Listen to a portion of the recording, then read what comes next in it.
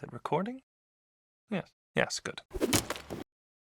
Hi, welcome to my channel. Today I'm going to be talking about some of the mechanics within Hitman 2016. Hitman is a third-person stealth game where you play as an assassin tasked with killing certain targets.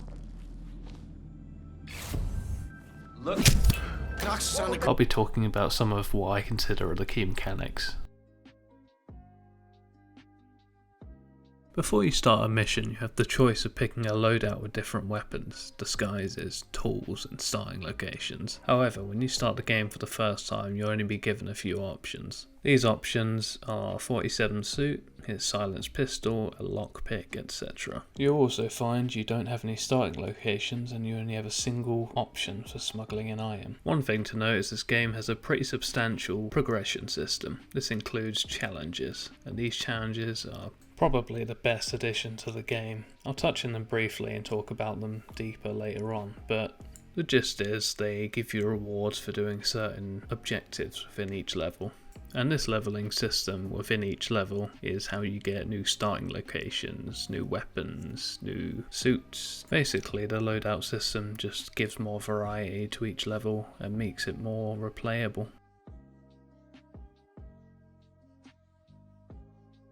Disguises. In Hitman you can get disguises a number of ways. You can take someone out by lobbing a suitcase at their head and then when they fall, strip them down to their underwear. You can complete certain challenges to have the ability to wear them from the beginning of a mission, or you can just find them laying around and just, get changed like a normal person. With disguises you get to become the role of the wearer. For example, if you take out a mechanic, you can take his mechanic uniform and then hang out with the other mechanics in the garage. There's even one objective where you can steal someone's uniform and become a hairdresser. From there you get to spend 2 minutes playing a hairdressing minigame while you wait for your target to show up. The thing with disguises though is you're not completely invulnerable to being spotted. There are certain guards or NPCs that will have a white dot above their head, and if they see you they'll still suspect you and they could completely blow your cover. okay.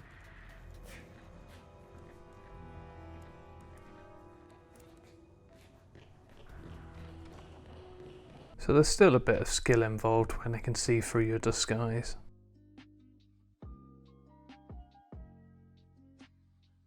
I touched on challenges a bit in the loadout section, but to go a bit deeper into how the system works, there are 5 main missions, each set in different locations around the world, and they all have their own objectives, people and weapons.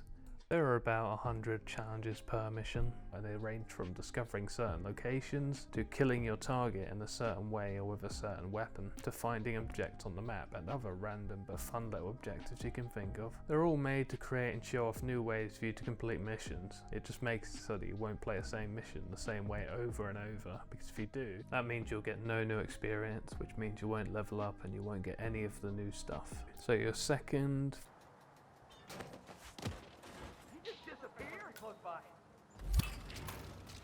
third, Since it is difficult to join, it is safer to be. time you play a level, you have a different goal, and because you gained experience from doing it before in a different way, that means you get new places to spawn, new clothes to start with, new weapons and items. Challenges tie the game's progression system to variety, and that makes the game last so much longer.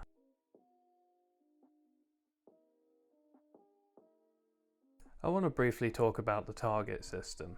So when you start a mission, you have a target or 2 or 3 that you have to take out. There's this section in your challenges where you have the option to do stories, and these stories are like a guided tour on specific ways of taking out targets. So in this example, I'm going to show you one of the DLC maps. From Hitman 2, it's in New York and it's a bank.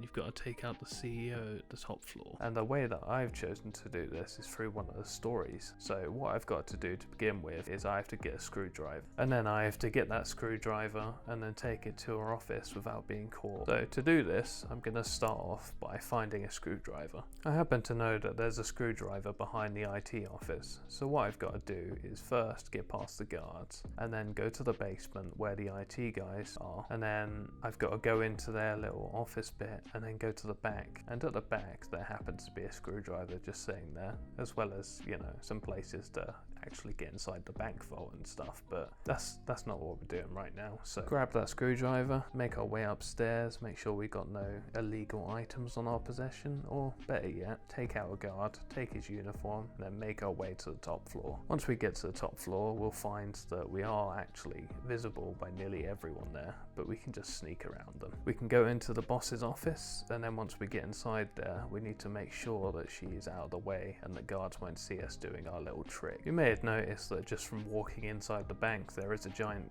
glass clock at the top of the building, and it goes all the way down to the ground floor. So what we're going to do is grab the screwdriver, distract the guards, and then unscrew this clock. So the CEO will lean on the window like she does normally, except she'll fall down and then die.